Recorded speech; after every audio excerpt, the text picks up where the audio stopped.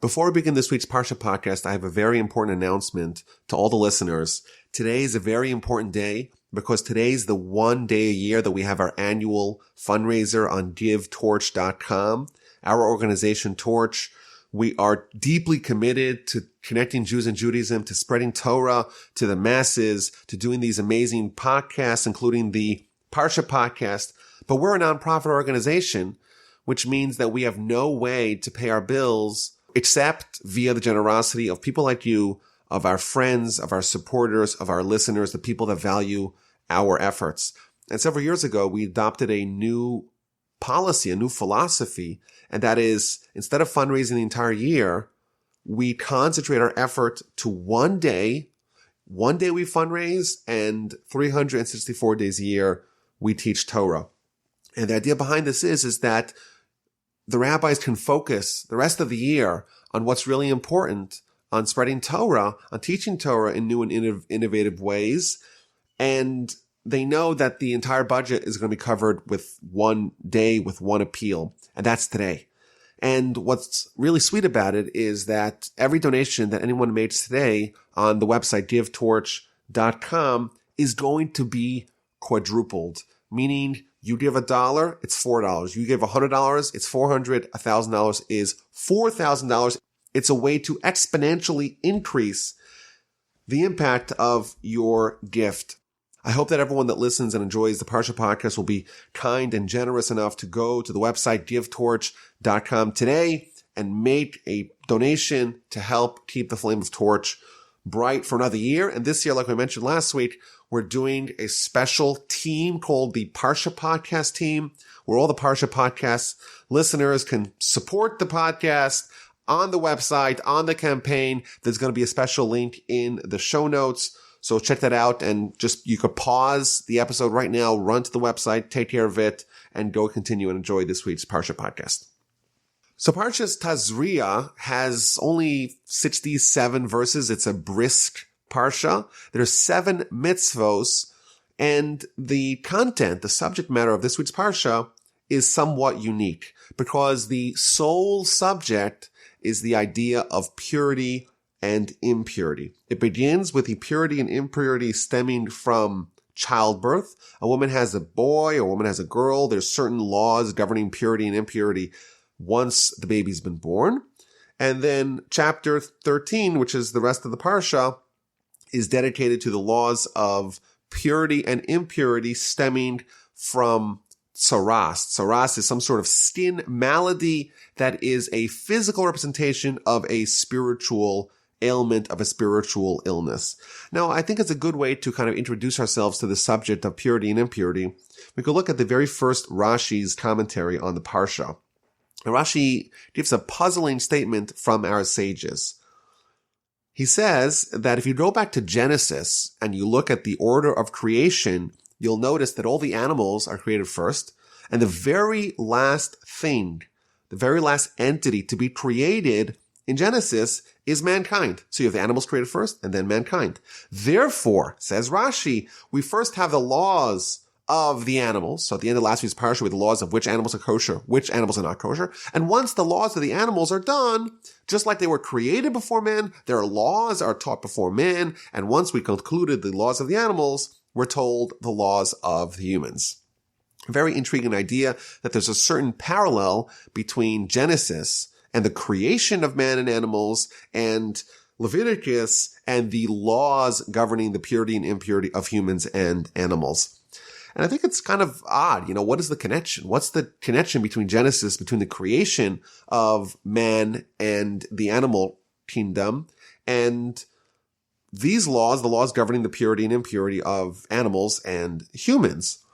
So there's an interesting statement from the Maharal, and he says that when we have Torah, we have laws governing animals, laws governing humans.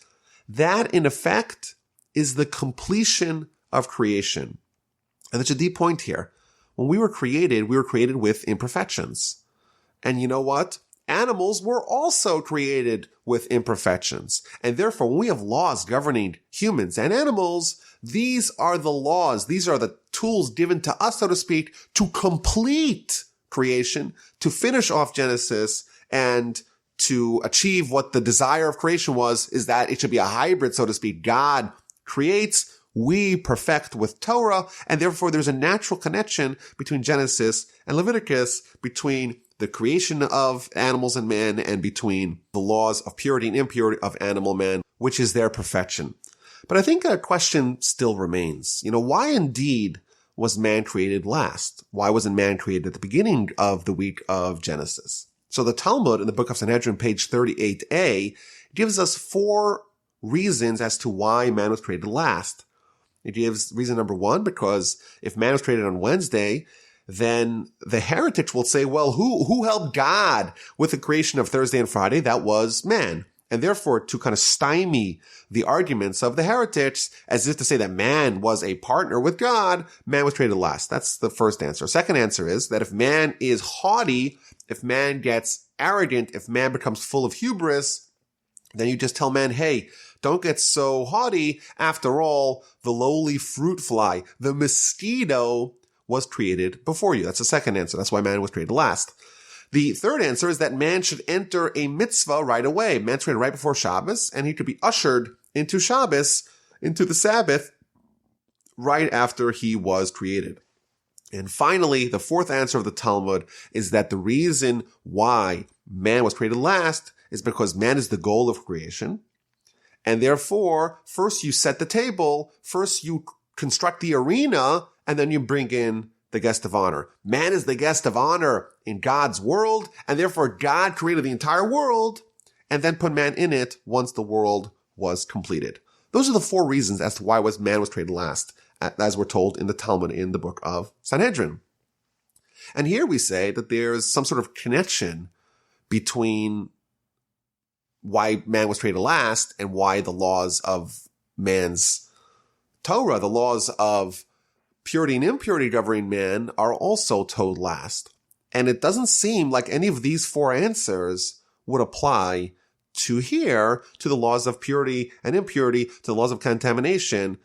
And therefore, there seems to be a little bit of inconsistency. Man was created last, and there's a reason for it. In fact, there's 4 reasons for it. But the laws of impurity and purity of man don't seem to have that same reason, so it seems to be a little bit inconsistent. And I think that's a good question to springboard the introduction to the Parsha and to the idea of purity and impurity in general.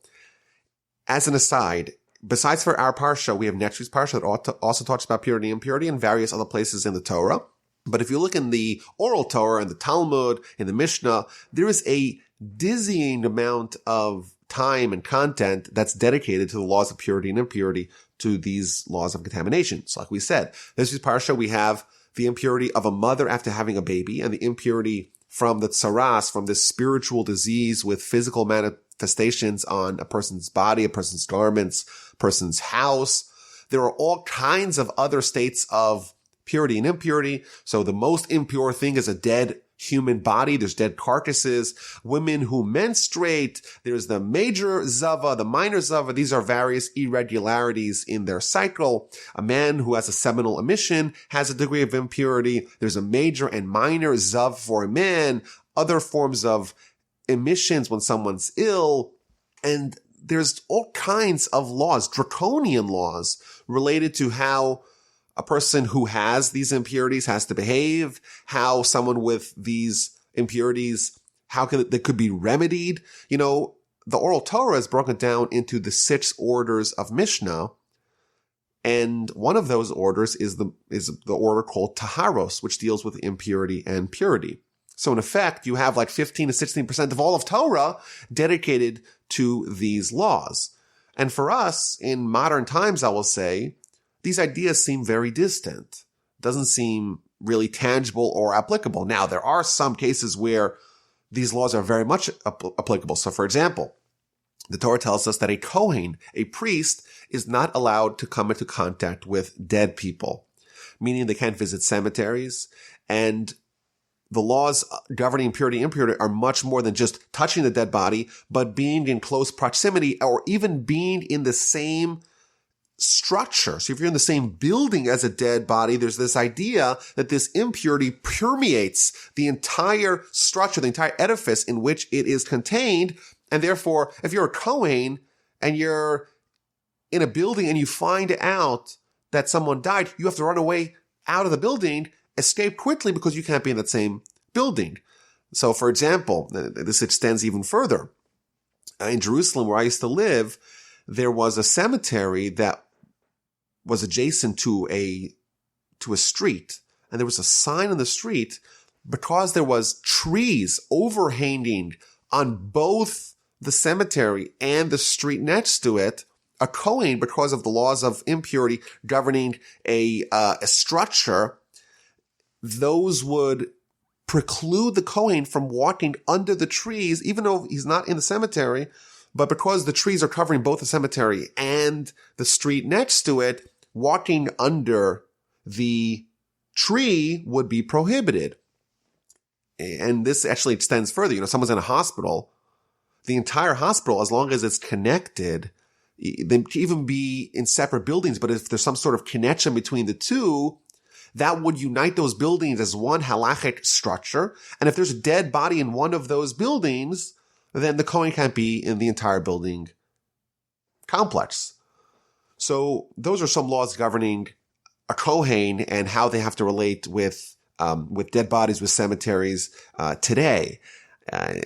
This was a very big deal when the temple was extant, when the sacrifices were in existence. Everyone had to always know the state of purity that they were in, what they could touch, what they cannot touch, what they can eat, where they can go. And even today, if you walk in Israel and you go to the Kotel, you go to the Western Wall, and you want to go onto Temple Mount, there's big signs saying that according to Jewish law, Jews are not allowed to go there. And the reason for that is that the temple grounds retained their purity requirements. And therefore, for someone to walk up there, you would have to be in a state of purity, that we probably cannot achieve today, because the only way to undo the purity of coming into contact with dead bodies is via the red heifer that will meet later on in the Torah. And because we don't have a red heifer, we can't become fully cleansed, and therefore we cannot come really too close to temple grounds. So these ideas are not very applicable, but there are some isolated instances where they are applicable. But I think even more broadly, on a philosophical level, the whole notion of purity and impurity seems quite foreign. We associate purity with cleanliness, with hygiene. It's maybe even hard for us to come up with good definitions about what these things even mean. And, we had last week the laws of the kosher foods, and this week we have the laws of purity and impurity. These are all like spiritual ideas captured in physical things. You have the physical food. It's a piece of meat, and one piece of meat's kosher, one piece of meat's not kosher. What's the difference between the two? It's not necessarily on a physical level, a physical plane, a physical realm. It's on the spiritual realm. You have someone who has this spiritual ailment, they're perfectly healthy, they're perfectly clean. There's nothing wrong with them from our perspective, yet the Torah says they may be impure. So what's a way to understand the general principle of purity and impurity? And I think, the Parsha begins with a woman having a baby, which is a wonderful thing. It's a holy thing. You're bringing a soul into the world. Is there anything greater than having a child? Yeah, the Torah says that if she has a male, she's impure for 7 days. If she has a female, she's impure for 14 days. Why would having a baby render someone impure? Now, in addition, the bulk of the laws of impurity and purity relate only to Jews, and many of them are applicable only in the land of Israel. Clearly, if purity and impurity from the Torah's perspective were about cleanliness, they wouldn't only apply to us. And finally, a third question to ponder is the idea of tzaraas, which is going to comprise the bulk of our Parsha. Tzaraas, we're told in the Talmud, it is a physical illness that comes because of a certain sin. And primarily the sin of lashon hara, the sin of evil talk, of talking negatively about other people. Why would tzaraas not be prevalent today? After all, people speak lashon hara, people speak negatively about other people, and right away, according to the Torah, they should sprout immediately tzaraas. It should just show up on their skin, on their garments, on their house. Why is it not prevalent today? So a general rule of thumb that we're told by our commentators, by the sages, of what purity and impurity is and what they portend, what they represent, is that purity is life, is vitality, is potential, and impurity is the lack of life and the lack of potential.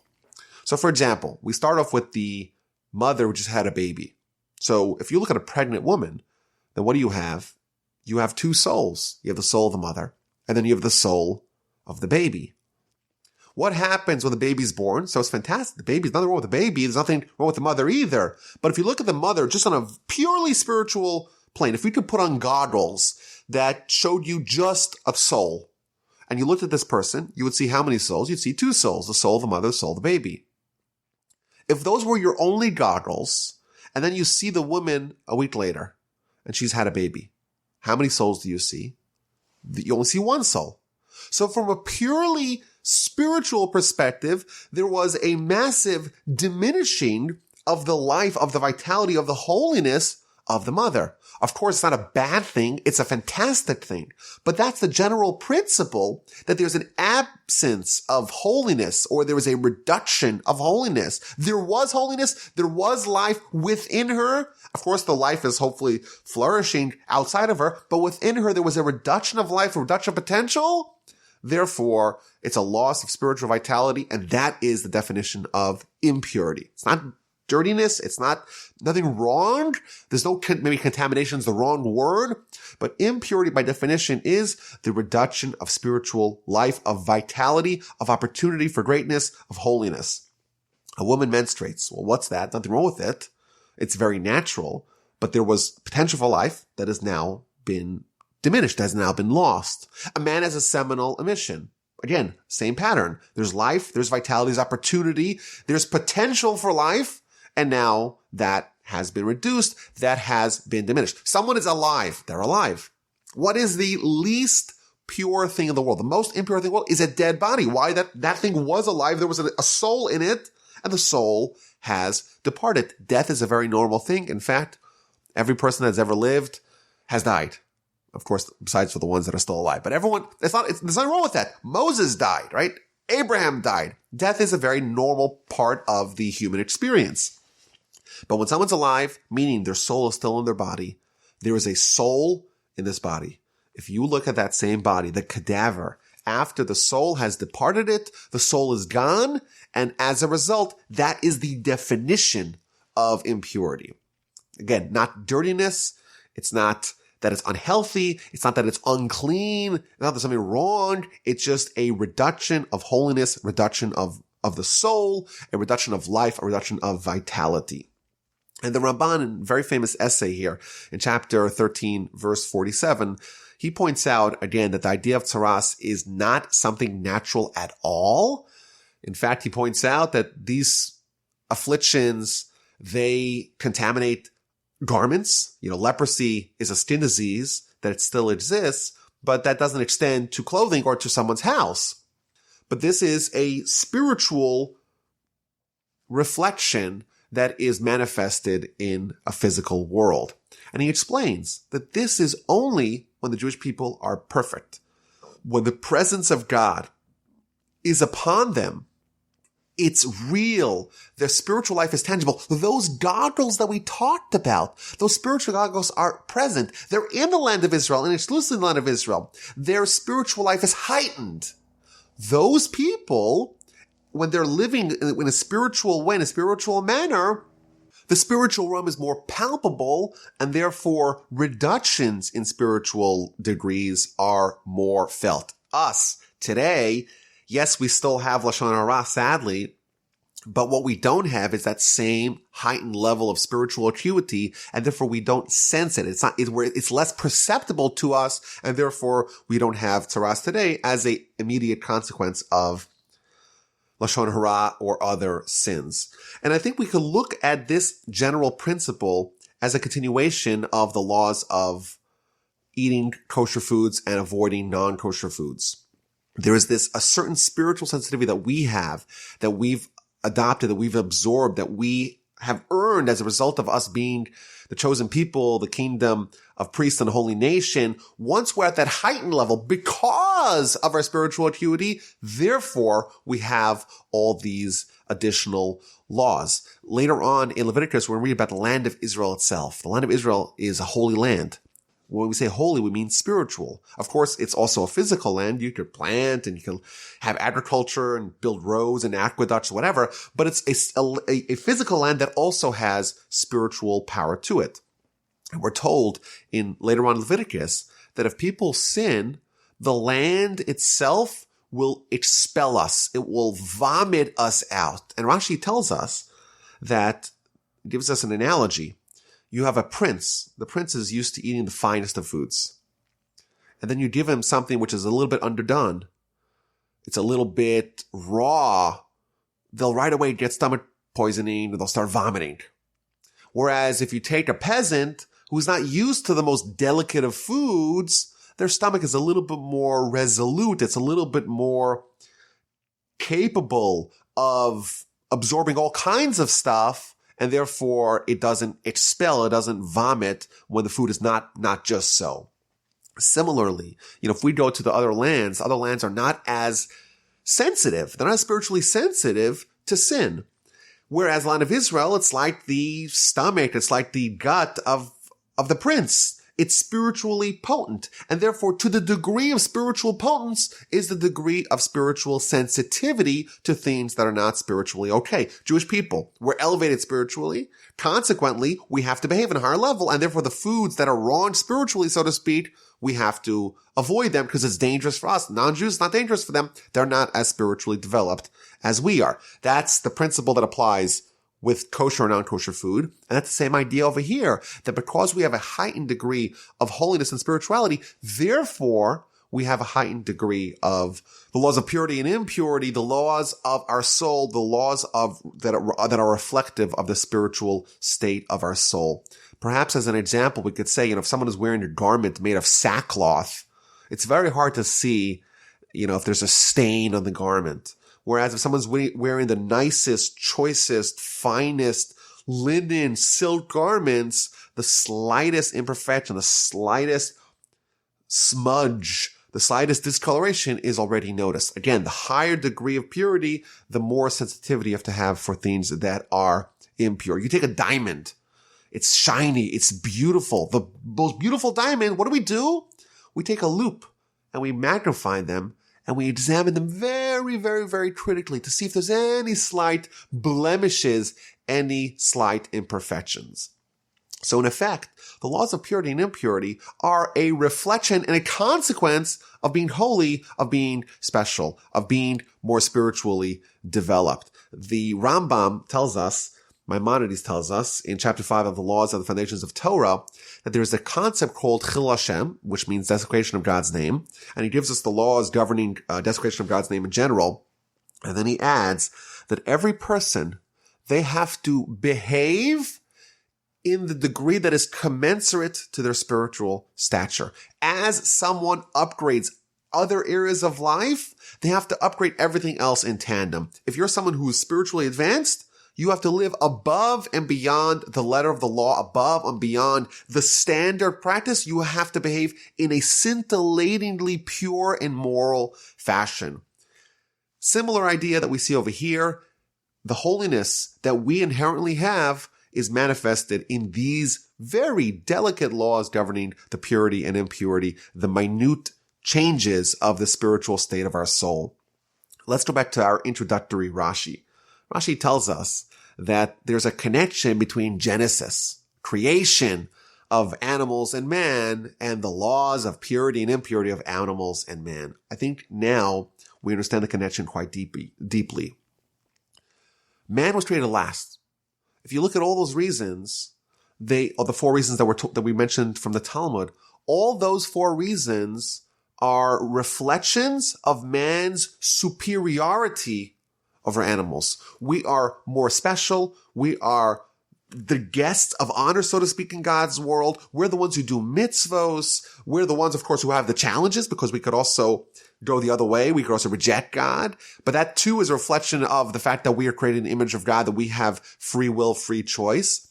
Therefore, it makes a lot of sense that as a reflection of our specialness, as a reflection of the fact that we are elevated, we have these very draconian laws of purity, because they are governing only someone who is special, only someone who is living in a very heightened state of spirituality. So that's a long way to introduce the idea of purity and impurity that is the dominant theme of our Parsha. So the Parsha begins, speak to the children of Israel. A woman conceives, gives birth to a male. She should be contaminated. She should be impure for a 7-day period. And then on the 8th day, we read in verse number 3, the flesh of his foreskin shall be circumcised. So it begins with the birth of a male and a female, but it interjects with the laws of circumcision.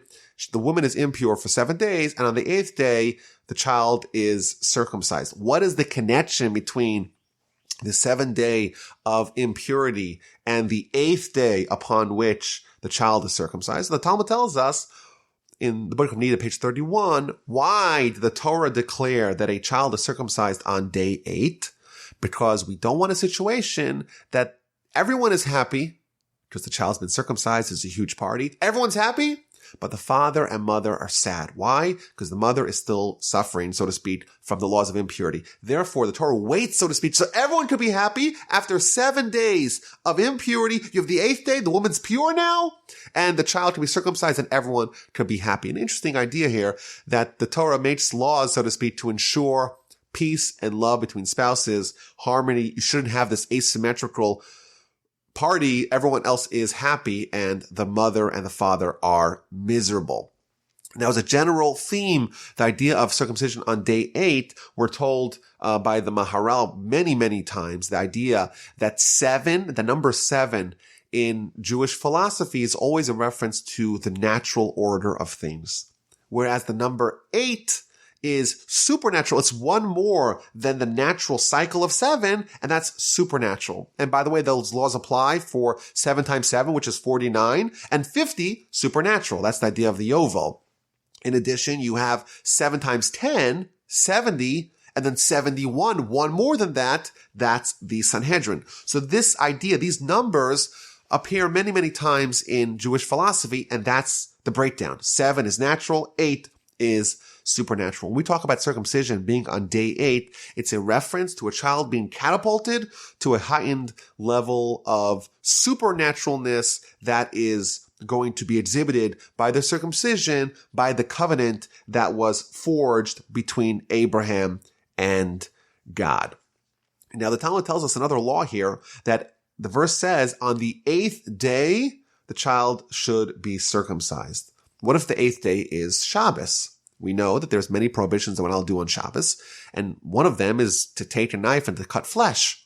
So are we allowed to circumcise the child on Shabbos? Child's born on Saturday, and 8 days later, because you count day 1, so Saturday, Sunday, Monday, Tuesday, Wednesday, Thursday, Friday, Saturday again, Shabbos again. 8 days later, it's Shabbos again. Could the child be circumcised, or must you wait till the following day? So here, this verse tells us, Ubayom Hashmini, on the 8th day, irrespective of what that day of the week is, the child is circumcised. So I myself was born on a Friday night after nightfall, meaning halachically it's on Saturday, and I was indeed circumcised on Saturday. Or so I was told, but I believe my parents. I assume that's true. I have a son that was also born on Shabbos and was circumcised on Shabbos. And that's this law that we see over here, that the 8th day child is circumcised even if it's Shabbos. The law of circumcision overrides the restriction of Shabbos. Now, there are some exceptions here. The Talmud tells us that there is a connection here. The woman is impure for 7, child is circumcised on day 8. Well, what if the mother does not become impure? So, for example, a woman has a C-section. These laws would not kick in. And therefore, the woman would not have these laws of impurity, and therefore that child would not be circumcised on Shabbos. The law of circumcision overriding Shabbos does not apply in that instance. Another case where a child would not be circumcised on Shabbos is if we are unsure if the baby was born on Shabbos. So, for example, We know that the night is the beginning of the day halachically. So we start Friday night as Shabbos, even though it's not Saturday, but the day, so to speak, begins with the night. But there's this in-between period, a twilight period between Friday and Saturday, and we're not sure, is it Friday or is it Saturday halachically? If a child is born during those 72 minutes where we're not sure, is it halachically Friday or halachically Saturday, we have a little bit of a dilemma. You can't circumcise the child on Friday because maybe the child was actually born on Saturday, and therefore Friday will be day 7, and you can't circumcise before day 8. You can't circumcise on Shabbos because only circumcision of the 8th day overrides Shabbos. Maybe the child was born really on Friday, and therefore Shabbos, the following Shabbos, is day 9, and circumcision of day 9 does not override Shabbos. So a child born in that twilight zone between Friday and Saturday, between Friday and Shabbos, is indeed circumcised on Sunday. It's not day 8 for sure. It's a question if it's day 9 or day 10, but that is the only solution to such a dilemma. Now, the Midrash, on its commentary here in this verse, brings an amazing story between Rabbi Akiva and Turnus Rufus, who was one of the governors of the land of Judah after the destruction of the temple. And he used to have these debates with Rabbi Akiva, and there's several of those debates that are recorded in the Talmud and in various Talmudic literature. So the story goes that Turnus Rufus, this Roman general, this Roman governor, he asked Rabbi Akiva, whose deeds, whose actions are greater? The actions of God or the actions of man? So Rabbi Akiva sensed this was a trick question, and he responded to him, no, the actions of man are greater than the actions of God. So Turnus Rufus wasn't ready for that answer. And he says, wait a minute. God created the heaven and earth. Can man do that? Of course not. So Rabbi Akiva says, well, that wasn't the question. The question is, in an area where man and God can both operate, which ones are greater? And I say, the actions of man. So that was how Rabbi Akiva initially deflected the conversation. But then Turnus Rufus continued. He says, wait a minute. Why do you circumcise? After all, God delivers babies, so to speak, to us uncircumcised, and you decide that you want to upgrade, so to speak, you want to circumcise the child. Why? So Rabbi Akiva said to him, I knew this was your question, and therefore I preempted you and I said that the actions of man are greater. And I'll bring you proof. So Rabbi Akiva goes to the field and pulls out a bushel, a bundle of wheat. He goes to the bakery and takes a loaf of delicious bread. And he says to Turnus Rufus, okay, well, which one of these are greater? You have the wheat that was delivered to us by God in this fashion. You want to eat that, or you want to eat the bread, which is when humans, we take our role in processing what God gave us, perfecting and upgrading it from being wheat, from being grain, into being bread. And therefore, when we are circumcising a child, it's the same kind of thing. God delivers it. It's not perfect, and we have to kind of finish it, do that last mile, fulfill the final touches of the child's uncircumcised, and we just kind of finish that last little bit to create perfection. And then Turnus Rufus asks yet a third question. He says, okay, well, if the child is perfected with circumcision, why doesn't God circumcise them ahead of time? Why doesn't the child arrive circumcised?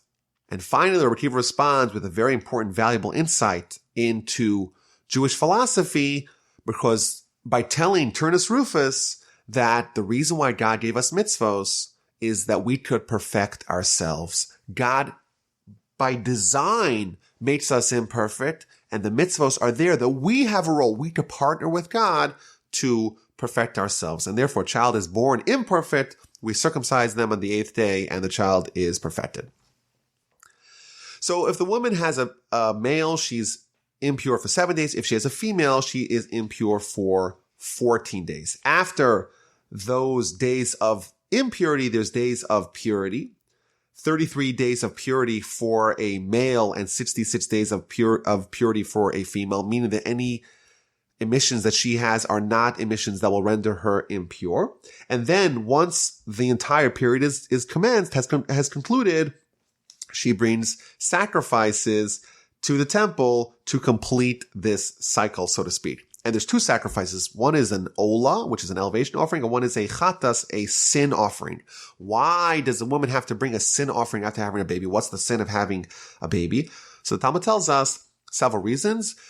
Either because in the throes of labor, we assume that she made a vow.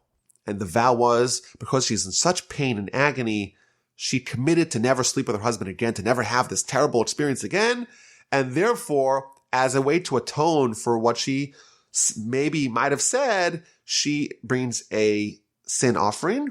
Alternatively, perhaps during her painful labor, she blasphemed against God, going back, so to speak, to the time of Eve. Why did God have to cause this to be such a painful experience? And therefore, as a way to atone that, she brings a sacrifice of atonement to cleanse her from that misdeed that she may have done during her labor and delivery. Now, it's interesting that the description of the sacrifice, like we had previously in Leviticus, there's different sacrifices for a rich person and a poor person. Upon the completion of the days of her purity, she brings an elevation offering, a young dove or a turtle dove for a sin offering. So there's a sheep for an elevation offering and a young dove or turtle dove for a sin offering. And then if you read a little bit later on, if she can't afford a sheep, she shall take 2 turtle doves or 2 young doves, one for an elevation offering and one for a sin offering. So if you read that, you're like, okay, well, we have the 2 offerings, and depends. If she's rich, she brings a sheep and a turtle dove or dove. And if she's poor, she brings 2 turtle doves and 2 young doves. But if you'll notice, if you read this quite critically, you'll notice there's a little bit of a change here in how these birds are presented. In verse 6, it says a young dove or a turtle dove. And in verse 8, meaning in a case where the woman brings 2 birds and no sheep, it's turtle doves come first 2 turtle doves or 2 young doves. How come the order is switched? How come in verse 8 it has the turtle doves first, and really everywhere else in the Torah has the turtle doves first, and whereas in verse 6 it has the doves first and only then the turtle doves. So the Baal HaTurim, one of the commentaries, I think he says a fascinating idea. He says the difference between verse 6 and verse 8 is that in verse 6, the woman's bringing only 1 bird, whereas in verse 8, the woman's bringing 2 birds. And it tells us that if you're only bringing 1 bird, it's better to bring a dove. Why? Because a turtle dove, and this we already saw a little bit earlier in Leviticus, a turtle dove only has 1 mate. And after that mate has been killed, they won't be with any other bird. That's just the nature of this turtle dove. And therefore, if you take only 1, then in effect, you're breaking up a union that's a lifelong union. And therefore, it's better to take a dove. If you're only taking 1 bird, you take a dove, and only if you can't find a dove, you take a turtle dove. It's just an amazing idea of the sensitivity that we're shown over here, that we don't want to disrupt even the animals from having a wonderful experience, how sensitive we have to be to not cause pain to animals. And therefore, every other place in the Torah, we're told turtle doves, then doves. But when you're only taking 1 bird, it's better to take a dove and only then a turtle dove, because if you take a turtle dove, then you're going to upend and disrupt some sort of turtle dove union forever. Just an amazing little anecdote here, a little tidbit that we see in the commentaries. So chapter 13 tells us of tzaraas, a spiritual malady of this day. Now the Talmud tells us, the book of Arachin, that there's 7 different sins for which these ailments, these spiritual maladies, tzaraas, comes to a person on lashon hara, evil talk, on murder, on oaths in vain, on sexual sins, on haughtiness, on theft, and on being very stingy, being very miserly. And these ailments afflict the body, the clothing, and the house. Our Parsha is going to deal with the afflictions of the body and the clothing, and next week's Parsha, Parshas Mitzorah, is going to cover the laws governing tzaraas on the house. And this is primarily for lashon hara according to the commentary. So for example, there's a verse in Deuteronomy that tells, we know the story of Miriam. Miriam was the sister of Moses and Aaron, and she spoke negatively about Moses. And there's a verse that tells us that we should remember what God did to Miriam when we left Egypt, that God struck her with tzaraas, with this ailment, because she spoke negatively about Moses. In fact, it's a mitzvah in the Torah, says the Ramban in his commentary. It's a mitzvah in the Torah for us to remember the immediate effects that someone speaking Lashon Hara has, at least in the time where the Jewish people are on that spiritual level, that right away there will be a visible spiritual blemish, as was present with Miriam. For us, sin has no tangible manifestation on our lives. And the reason why, it's because our soul is a little bit removed from us. Our body is okay with sin. In fact, it's even desirous of sin. For us, mitzvos, the activities desired by our soul, may feel awkward, a little bit out of place. The more spiritual we get, the more we begin to feel what our soul feels, and the more it affects us in a tangible and real, palpable way. Sin is as painful to our soul as injuries are to our body. Without mitzvos, our soul is hungry like our body is hungry without food. And when the Jewish people are in that state, we're close to spiritual perfection. Therefore, the spiritual deficiencies are immediately manifest. And that's the laws of tzaraas. When someone does a sin, either one of those 7 sins, but primarily the sin of Lashon Hara, it's going to be immediately reflected in a sprouting of tzaraas on their body, on their person, or on their garments, or on their home. And what happens? So we're given initially an introduction. The first several verses of the chapter give us an introduction, and then we go into detail of the various different types of tzaraas and how they are addressed, how they're evaluated, and how they are maybe remediated, as we covered in Parshas Metzora. So the first thing we see is that when someone has a tzaraas, a skin affliction, they have to bring it to the Kohen. Only the Kohen, only the priest, can render a ruling. It will become a tzaraas affliction on the skin of his flesh. He shall be brought to Aaron the Kohen, or to one of his sons of the Kohanim. So this is a verse that tells us that the only person that can render a ruling, the only doctor of tzaraas, is Aaron and Aaron's children. Now it is interesting. It doesn't mention a generic Kohen. It specifically talks about Aaron and Aaron's children. And why? The question is why? Why can't I just say the Kohen, bring it to the Kohen? Why does it have to say Aaron or Aaron's children? Why does it have to right away go to the most impressive of all the priests, Aaron? And I think the answer is that, someone gets tzaraas. In effect, it's a direct message from God. You did a blunder. You did a sin. And you need to be encouraged to mend your ways and to repent. But you know what's not pleasant to hear? It's not pleasant to hear this kind of criticism. No one wants to hear what they did wrong. No one wants to have their sins listed to them. It's a very difficult thing to absorb. Says the Torah, you go to Aaron. What was Aaron's outstanding quality? That he loved every person. He loved peace. He pursued peace. He did everything he can to make people feel as wonderful, as comfortable as possible, and to help them and to encourage them and to give them warmth and give them love. Someone like Aaron. Of course, it's the Kohen.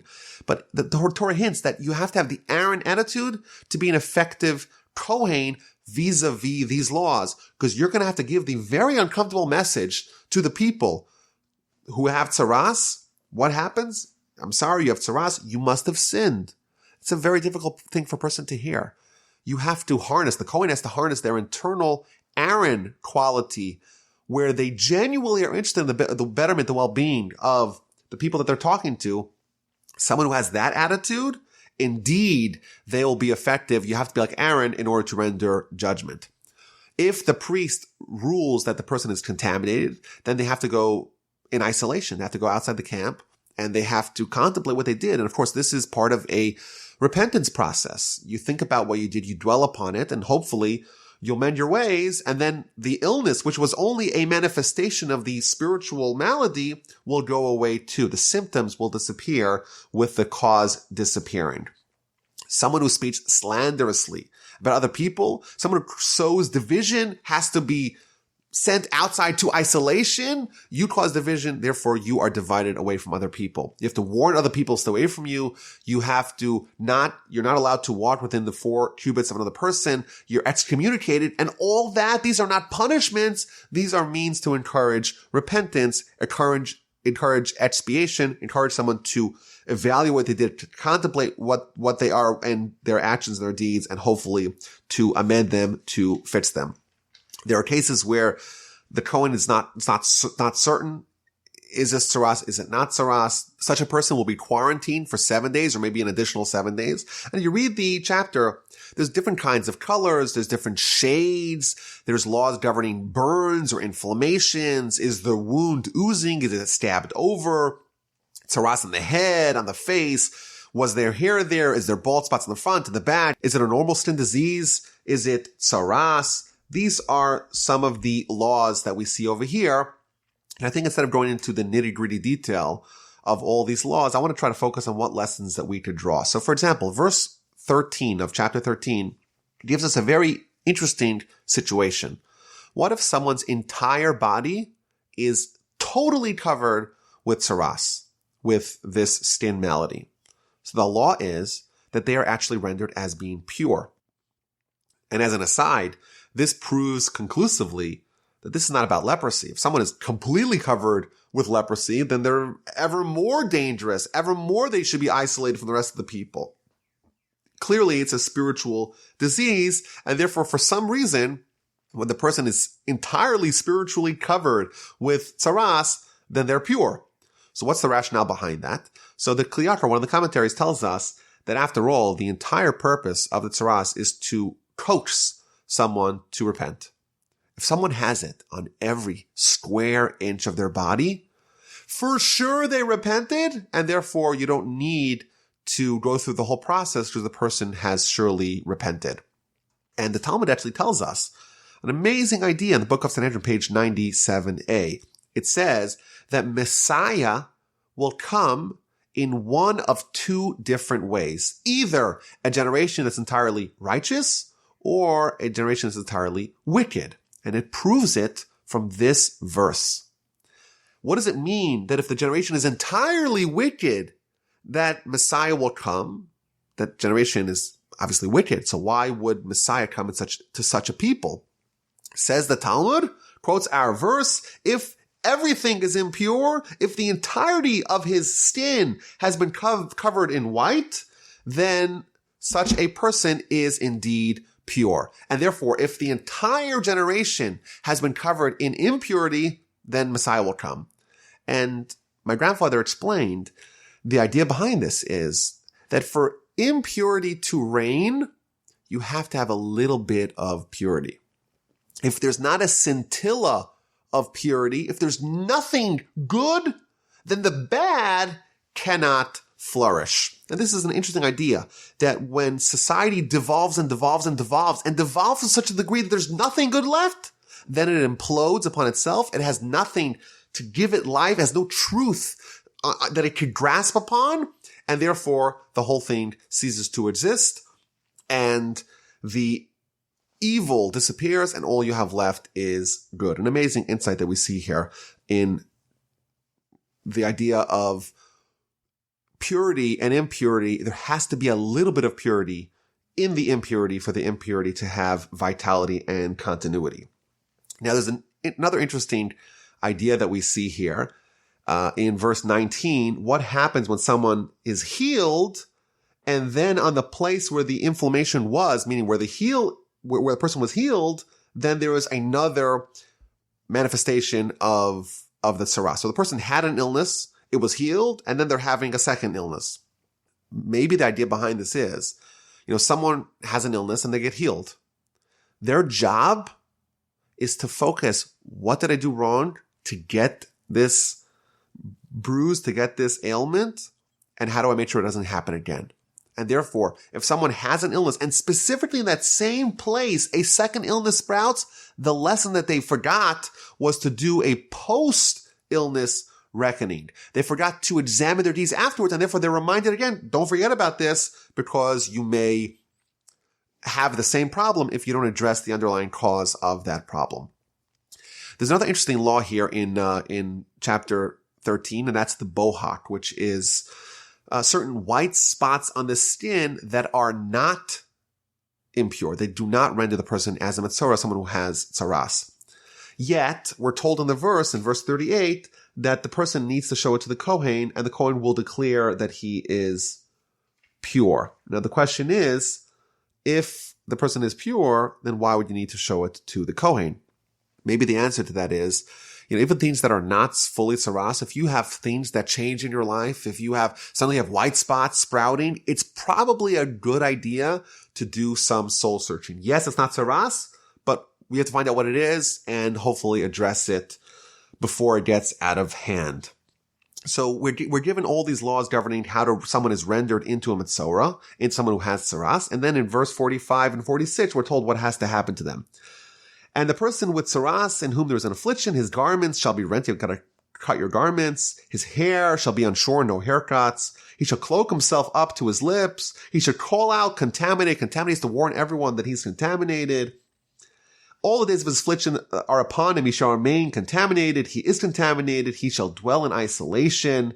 His dwelling shall be outside the camp. Again, this is all means to help him recognize what he did, recognize what brought him to that, and hopefully fix it, so that way he'll solve his problem and eventually the manifestation will go away as well. There's an interesting Ibn Ezra here, comment on this idea, on this verse, that the laws governing a metzora, someone has tzaraas, are very similar to the laws governing someone who is a avel, who is a mourner. And he tells us that the reason why someone who has tzaraas has to mourn, they're not mourning on the symptom, they have to mourn on the activities that brought them the symptoms. And I think maybe this is a powerful idea. When something bad happens to us, we're sad.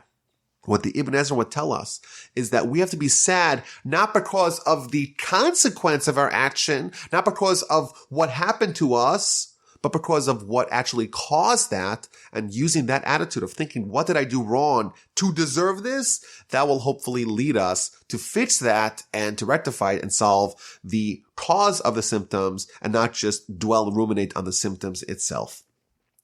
And then verse 47, we read about what happens when a garment has tzaraas. It could be a fabric. It could be a leather garment. It could be tzaraas in the various different ways that the warp and the woof, which means essentially the way these things are woven. They're woven horizontally and vertically into a garment. If someone has tzaraas, if someone has the spiritual affliction on their garment, like an individual has on their skin, they're quarantined, and depending upon the circumstance of the garment's either declared pure, or it's cleaned, and if it goes away, then great. It could be completely burnt if it doesn't go away, or other instances that only the part which was discolored is torn out and burned, but the rest of the garment is okay. So that's the Parsha. It covers a few verses regarding a woman who has a baby, and the rest of the Parsha dedicated to the idea of tzaraas, the idea of this ailment that could afflict our garments or our body. And like we said at the beginning, this is important to not view this in a very physical light, that this is leprosy, and when someone is a leper, we don't want them to contaminate anyone else. We quarantine them. We send them outside of the camp. It is, according to almost all the commentaries, viewed as a spiritual ailment that is manifested when someone is spiritually acute in a physical, tangible way as a means to get them to repent. Next week, we're going to talk about the laws of tzaraas when they afflict someone's home, and also when someone has tzaraas, how is their ailment, how is it remedied? I want to encourage everyone to go right now to givetorch.com. I'm going to put the link in the description. It's very important if you want to support Torch. Today is the day. All our fundraising is done today. This is our annual appeal. Please support us, givetorch.com, and the link is in the description. And you can also choose to support the Parsha podcast on the website. I really appreciate your support. Thank you for listening.